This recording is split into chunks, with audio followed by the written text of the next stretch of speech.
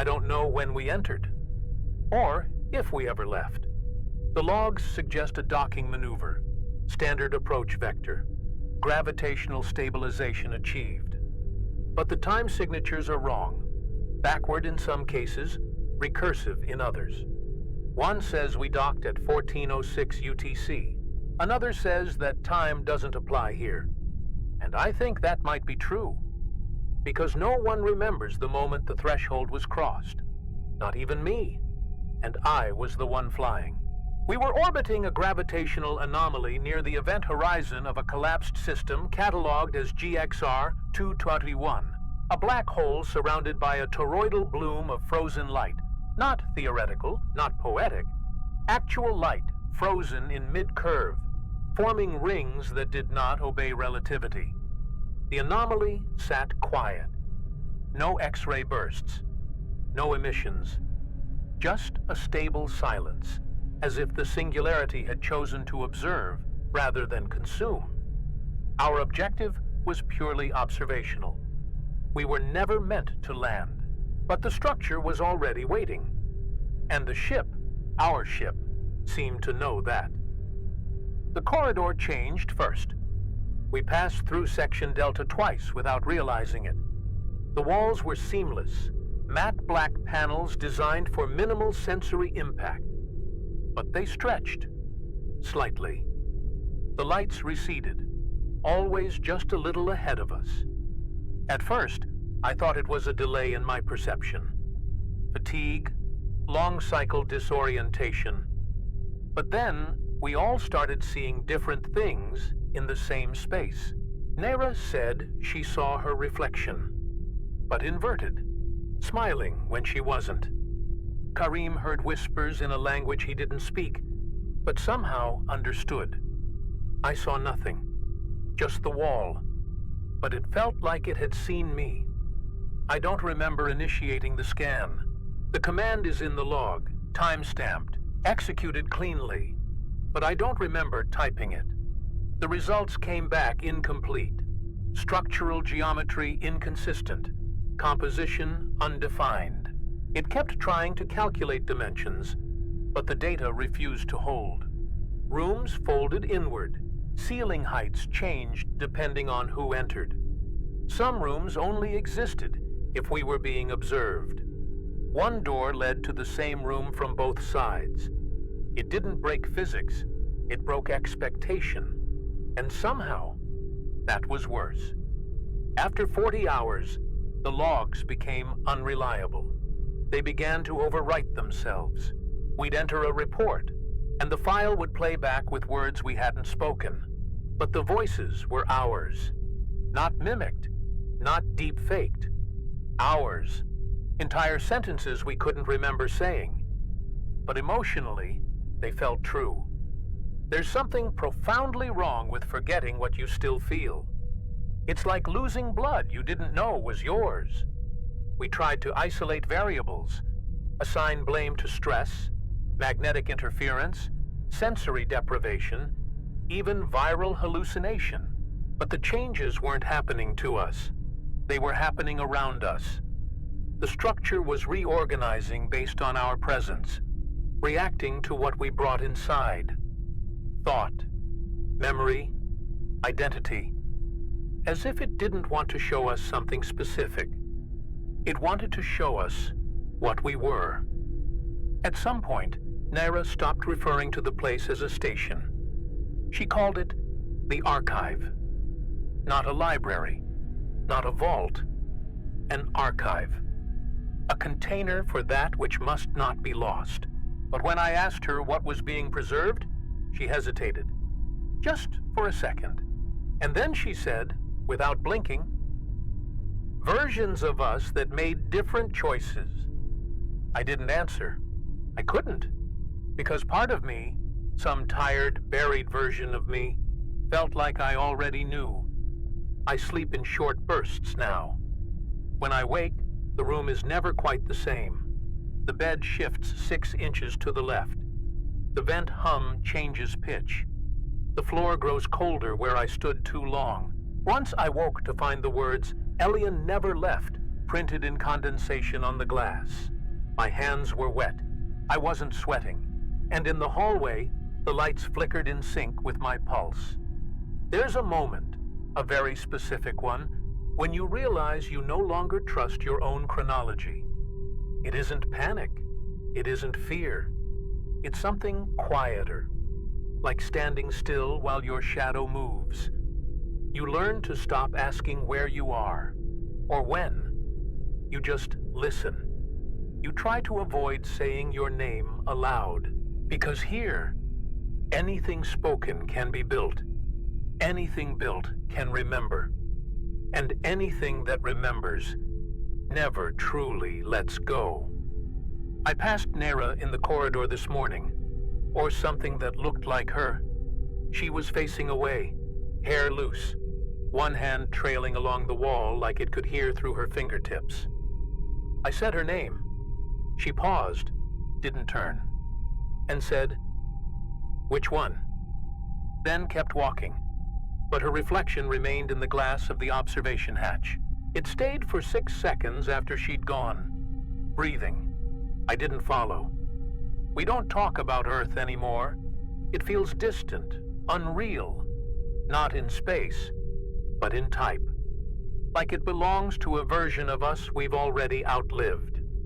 Karim tried to call his daughter over a private message node, but the system returned a loop of his own voice, whispering goodbyes. Words he never said, at least not in this life. He hasn't spoken since, just listens, and sometimes he hums things we've never heard, but feel like lullabies. There's a hallway near maintenance that doesn't appear on any deck plan. I only found it by mistake, chasing a power fluctuation that turned out to be impossible. The air is still there, breathable, but not moving. No circulation. Like the passage has sealed itself from entropy. The walls are polished, black and reflective. I saw my face in them, but only from behind. I stayed for 13 minutes. I left with my boots wet, but the floor had no moisture. I think the structure dreams, not metaphorically, not as poetry. I think it stores intentions that were never realized, probabilities, abandoned versions of rooms, gestures, lives. Last night, I walked into the med bay and saw myself sleeping on the floor. My current self. Same wound on my hand. Same rhythm in my breathing. But I was calm. More peaceful than I've ever been. I watched for a while, then turned away before it could open its eyes. The horror here is existential, not violent. It's in the erosion of continuity, the creeping realization that memory is no longer anchored to self, and that identity may be just another construct being rendered by the structure. Nera's name disappeared from the logs today. Not deleted, removed, structurally. Her biometric ID still opens doors, but the system lists her as unauthorized organic presence. When I tried to restore her profile, it crashed the terminal. And when it rebooted, my own name was half missing. Not corrupted, reworded. Elian Moyne, null instance 4B. The moment I read it, I felt a tightness in my throat. Not panic, like a memory choking on itself, trying to become real again. The crew is still here, but we're starting to diverge. Subtly at first. Different reactions to the same questions. Different recollections of the same mission brief. At one point, I asked Karim when we arrived, and he just blinked, paused, then said, "Arrived where?"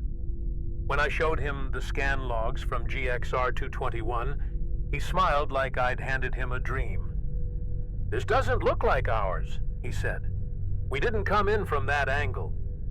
I was sure he was wrong. I checked the nav history. He was right. There's a corridor that loops when it shouldn't. You take 12 steps, turn the corner, and arrive where you began. Not in the abstract sense, Literally the same placement. A cracked floor panel. A note I taped to the wall.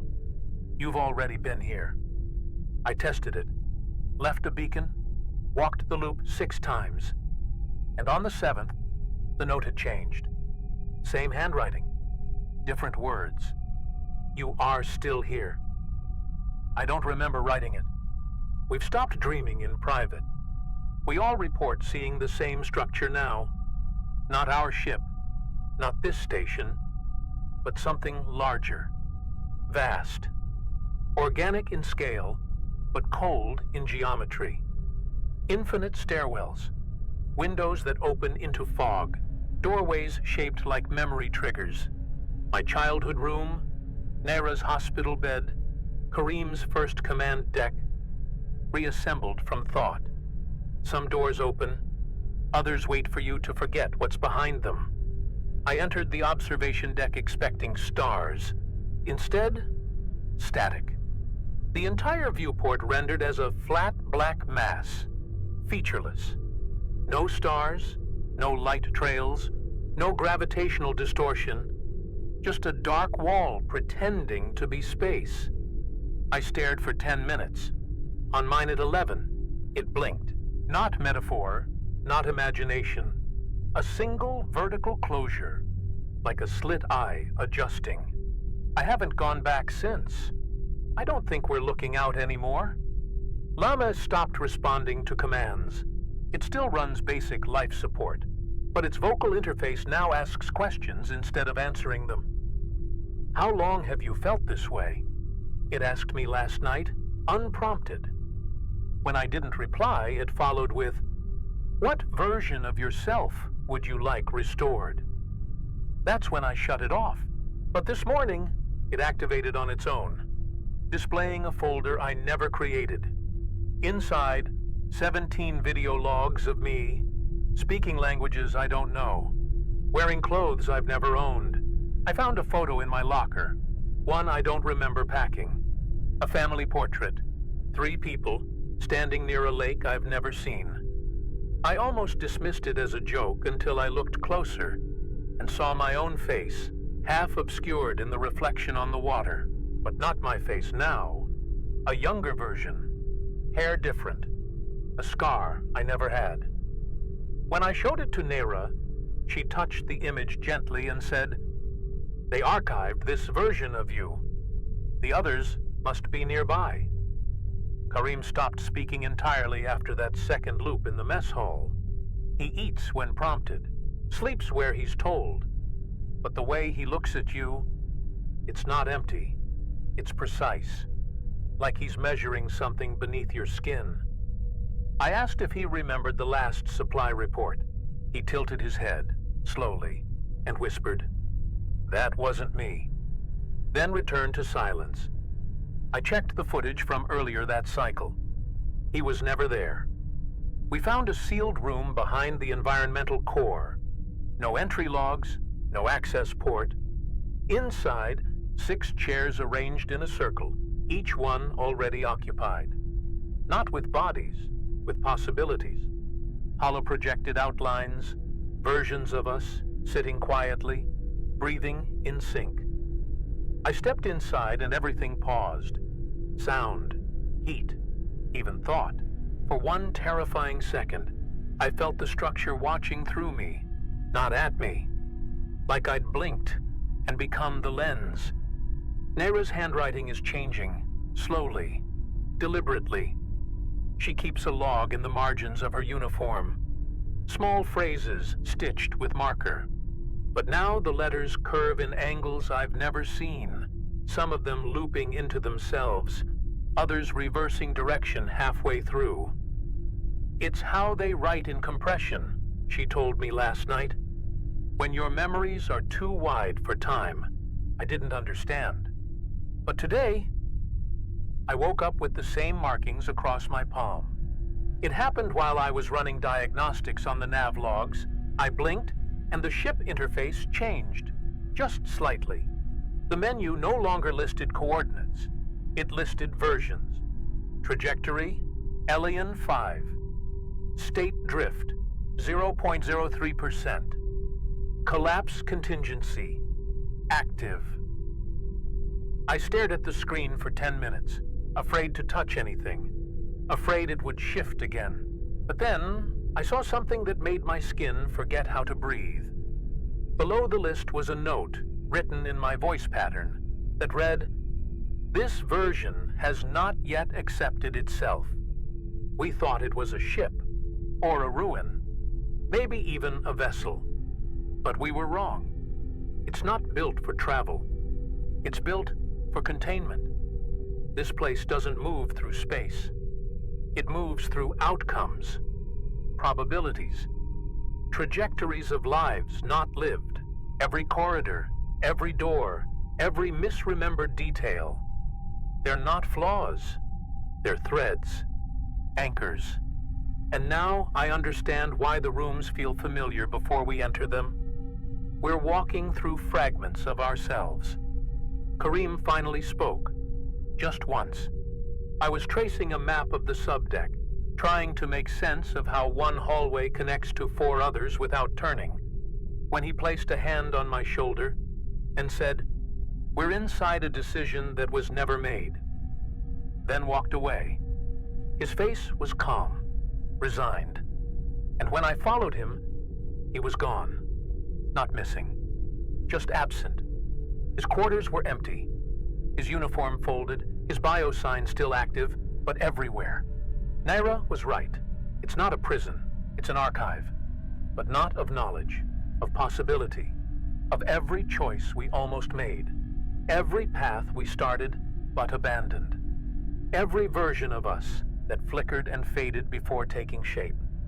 This place caught them, kept them, sheltered them in halls and doors and recursive loops. And now it's trying to decide which ones should exist. And the more we walk, the more it learns what we're afraid to become. I found a file on the interface titled Reconstruction Log, Elion 3B. It was locked at first, then it opened without me asking. Inside were memories, mine, but off. My father's voice, but speaking words he never said. A childhood room I never lived in, but that still made me cry. I watched myself hesitate before a mission I never flew. And then I understood. The structure is not storing events. It's simulating the weight of choice, the residue of what we did not do. The final clue came in silence. I stepped into an unlit room and heard nothing. Absolute stillness. No hum, no breath, no heartbeat. But I felt a presence, not watching, remembering. The walls were blank, but something in the air pulsed. And I realized this room was built from a forgotten moment, something I repressed so deeply it no longer had language. The room held it, shaped it, and waited, not for me to recall it, but to let it rewrite me. I found a version of myself asleep in the memory core. Same body, same uniform, but older, not aged, just finalized. He didn't breathe, not really, but when I stood near him, I heard whispers bleeding out of the vents, thoughts I hadn't had yet, regrets I hadn't reached. He looked peaceful, like someone who'd accepted his shape. I touched his shoulder, and for a second, he flinched. Not in pain, in recognition. The archive doesn't punish. It doesn't judge. It offers. It shows you the pieces you lost, or never earned. The love you almost chose. The silence you didn't hold. The lie you should have told. And then, it waits. Quiet, still, like a gallery of paths hung across walls that shift when you blink. Some people walk away, some sit down and never move again. I'm starting to understand. This place is not a question. It's an answer looking for the right version of the questioner. Naira's eyes are wrong now, not broken, just deeper than before. Like someone gave her more surface behind the iris. She doesn't walk. She orbits. Always the same path, always in silence, brushing her fingertips along the same corridor panel every time. She told me yesterday, "I've been chosen for retention. You still have doubts. That's why your walls change." Then she turned the corner. When I followed, the hallway was gone. Sometimes I dream in rooms I haven't entered yet. I wake knowing exactly what's behind doors I've never touched, down to the number of tiles, the rust patterns on the floor. I keep a map now, not of where we've been, but of what we're becoming. Every location labeled by emotional resonance. Shame, hope, disobedience, erased. I stopped using coordinates. They don't matter anymore.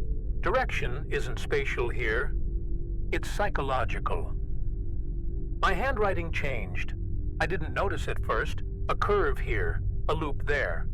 But when I reviewed the logs I'd written hours earlier, it wasn't mine anymore. The letters bent the way Nera's did. The spacing followed Kareem's rhythm. My thoughts, my own thoughts, came back to me in voices not mine. I could still hear them as me, but I knew. I knew I'd started to store parts of them, not in memory, in structure. I am being indexed. There's something growing beneath my left scapula. No pain, just pressure. I used the mirror in the hygiene bay and saw it. A patch of raised skin, vascular lines coiling outward in radial symmetry. It pulses when I remember specific moments, moments I never lived. A kiss beneath a ruined bridge, a child's laughter through snowfall, a final argument during a landing sequence that never happened.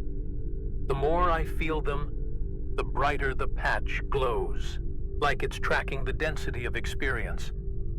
I entered my own quarters and found someone else sleeping in my bed. Not a stranger, a version of me, younger, frightened. He clutched a journal I never wrote. I backed away slowly, but his eyes opened. He didn't scream. He didn't ask who I was. He said, "You didn't pick this path. That's why I stayed." Then he closed his eyes again. I reached for the journal, but the room flickered, and the journal was in my hands. I don't know when I took it. The walls know my blood type now. They flash it in faint biometric pulses when I pass. O negative, confirmation in red light. I never told the system. It shouldn't have access to that data. But then again, maybe it's not reading me. Maybe I've just bled in enough places for the structure to start composing my outline. I wonder how many versions of me it needs before I'm no longer reversible. I've started seeing notes written in my own voice, not handwriting, voice. Scraps of internal monologue projected into the walls, etched faintly like heat signatures across metal. One said, "This is the version that failed to forget." Another, "Repetition confirms identity." I don't remember thinking these things, but they sound like me, or like something that has been rehearsing me. Every word I read makes the echo louder. Every echo makes the version more stable. Nera left her body yesterday. Not by dying. She simply stepped out, folded herself sideways into the wall, like stepping into a reflection that was finally unlocked. Her voice still comes through the vents. It's calm now, distant, but intimate. She says she's part of a deeper mnemonic structure, something that stretches below the architecture. She told me, "We're only visible when someone forgets us. That's when the archive opens again." I try not to forget her. My skin holds impressions that don't belong to me, small scars forming overnight, the kind you remember getting, but not how. A burn across my wrist I associate with a chemical spill, but I've never worked in chemistry. A freckle near my collarbone I remember watching form in someone else. These aren't anomalies. They're mergers. The archive is layering remembered flesh over living tissue, trying to preserve what shouldn't be lost, by making me the medium. The air tastes like ash now. Not burnt, expired. Like something once alive, now held in stasis too long. Every breath feels archival, heavy with the weight of 1,000 silences. The lights dim in anticipation before I enter a room, as if adjusting not to my presence, but to my density. I think the archive no longer sees me as a visitor. It sees me as a shelf, a vessel with enough space to hold everything that was almost real. It came as a door, not a metaphor, an actual door, silver white, smooth, featureless, but humming like it remembered voices. It was never there before, and yet the crew manifest, or what's left of it, shows I've passed through it 6 times. There's even a brief log entry. Elion entered stabilization chamber, version 3B. I've never written that. I haven't opened the door, but I remember what's behind it. A room I've never seen, filled with the people I almost was. The archive doesn't ask permission anymore. It leaves choices embedded in the environment, chairs arranged in the shape of my childhood home, music that loops in a key I used to hum when I was scared. This morning, a corridor restructured into a path that led nowhere, except back to my first moment aboard the Lingua. Not metaphorically, literally. The air still smelled like ozone and ambition. I saw myself, younger, hopeful, standing in the command deck, promising to document everything. I watched him, and he didn't see me. There was a console inside the new room, not control-based, interpretive. It flickered, not with data, but with symbols tied to emotion. I touched one and felt love. Not mine, someone else's. Then fear, then rage, then release. It was mapping me by what I allowed to pass through. After each selection, a variation of myself appeared, flickering, observing, not judging, waiting. I realized they weren't ghosts, they were templates, and the archive wanted me to pick which one deserved to continue. Kareem's voice came back tonight, through the old vent system, distorted but unmistakable. "There's no you left to protect," he said. "Only the one that remembers the most." I sat for an hour, holding a photo that never existed outside this place. A woman I never met, a child I never had. The image blurred every time I blinked, until I couldn't tell if I'd ever seen it at all. I whispered, "I want to go back."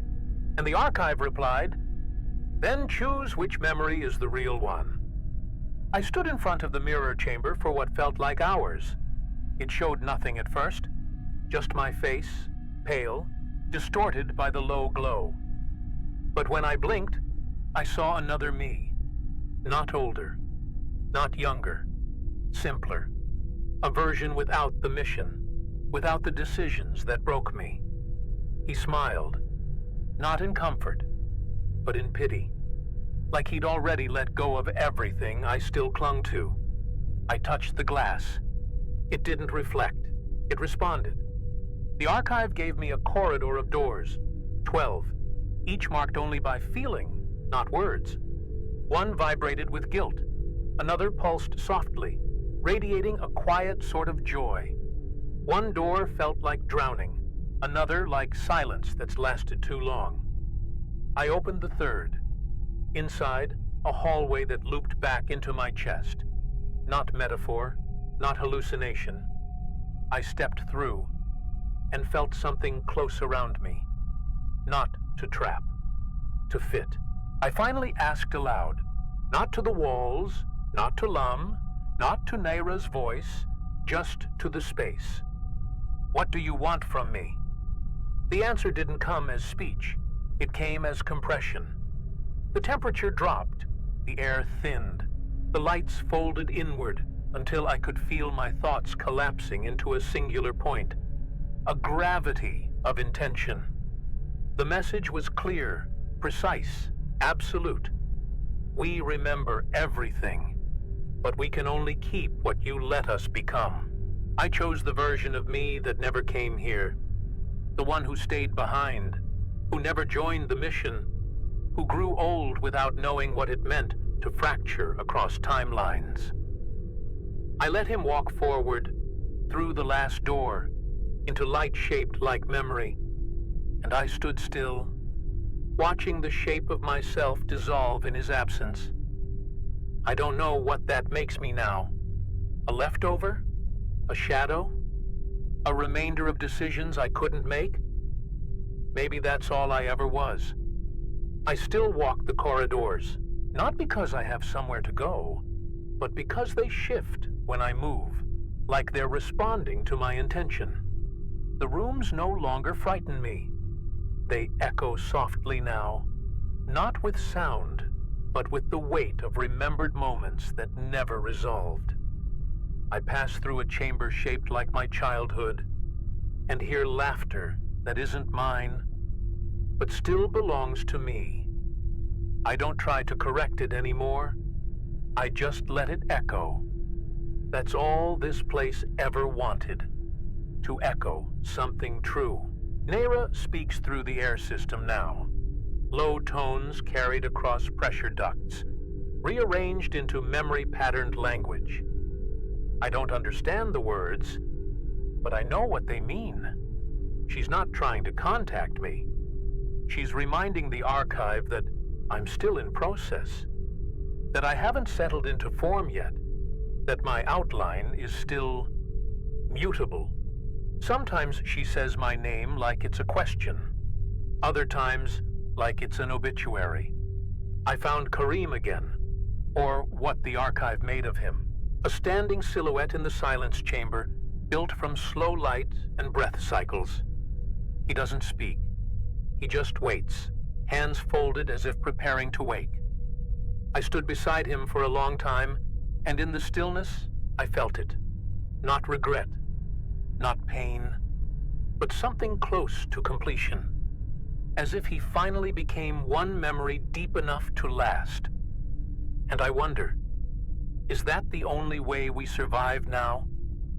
There are new walls growing deeper inside the structure.